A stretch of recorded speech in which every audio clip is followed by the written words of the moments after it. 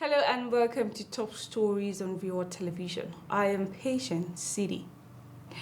Days after the Central Bank of Nigeria announced the redesign of 1,500 and 200 naira notes with a directive that the current note be remitted to the commercial banks, wealthy individuals and organizations with huge cash stashed away have begun depositing them.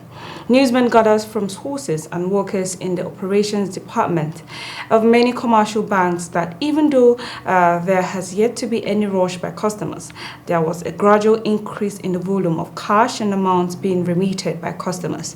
The governor of the CBN, Godwin Emefiele, while announcing the issuance of the new Naira note on October 26, said bank customers should start paying their current notes to enable them to withdraw the new bank notes once circulation begins on December 15, 2022.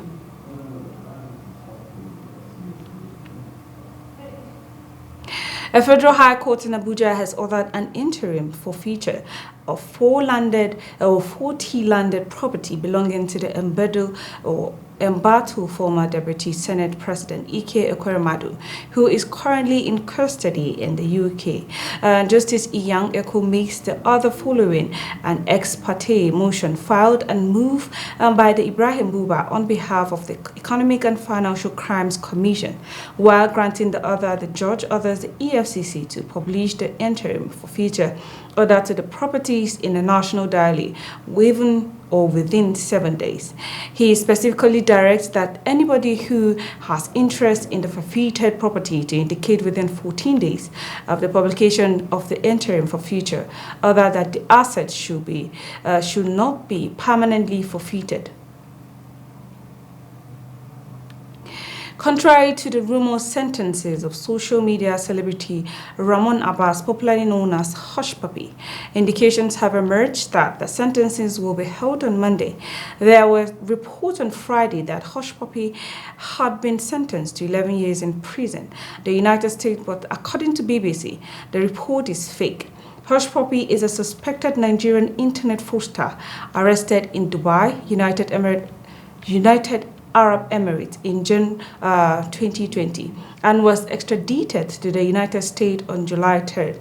He was arrested for defrauding over 1.9 million people, the majority of them being Americans. The 33-year-old had pleaded guilty to the charges filed against him. And now the Senate Committee on Appropriations will on Wednesday, November 30, 2022, lay reports on the 20.5 trillion budgetary proposal for next year presented to the National Assembly by President Muhammadu Buhari last month. This is as the chairman of the committee, Jibrin Buro, APC Kano North, urged the chairman of the various committees to adhere strictly to the timetable drawn for the consideration of the budget. Bureau, who briefs journalists about a planned program for budget consideration at the committee level and report presentation in plenary, says strict adherence was expected from all committees.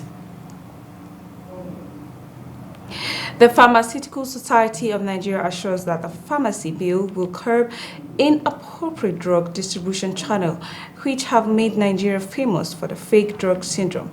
President of the society, Cyril Osifor, made this known at the just concluded 95th annual conference of the PCN held in Jos Plateau State. Osifor hold comments President Muhammadu Buhari for what he described as landmark assent to the pharmacy bill. The Taraba State Governor Darius Ishaku says the creation of more chiefdoms in Taraba State has brought peace and development. The governor was speaking when Uku Uka, Manu Ishaku Ada Ali, and Gara Dango Samvala Varzoa Shimura paid him a thank you visit at the government house Jalingo. The report.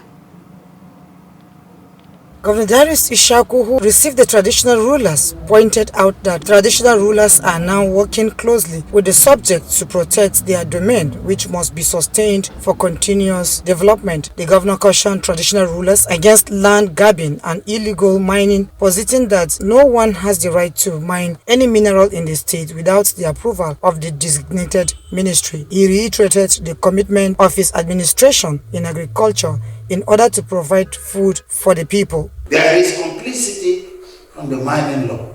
While I own the land, the constitution says the federal government owns what is below the land. And how do you assess the land when you want to get something below the land? So we're trying to meet the two ends so that we remove the conflict. What we want is our people to benefit. What we want is to exploit the resources we have for the state and for the federal government.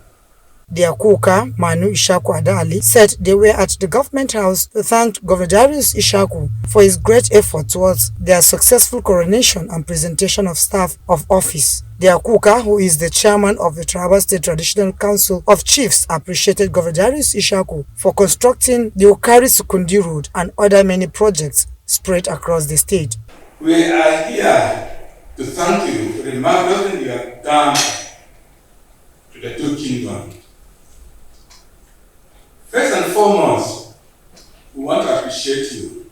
You created a system in two of these kingdoms, which it has gone far away to bring people closer to the government. Commenting, Garadonga Samvala Verzua Chumbura thanked Governor Darius Ishaku for approving his appointment as Garadonga, which culminated in his installation and presentation of staff of office. Pray that as you are itching gradually towards the end of your stewardship to the people of Taraba State in your present capacity, the Lord will lead you and continue to guide you.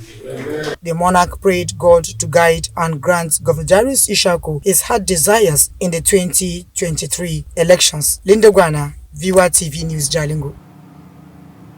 And that's all on Top Stories. I am Patient CD. Please enjoy the rest of our programs.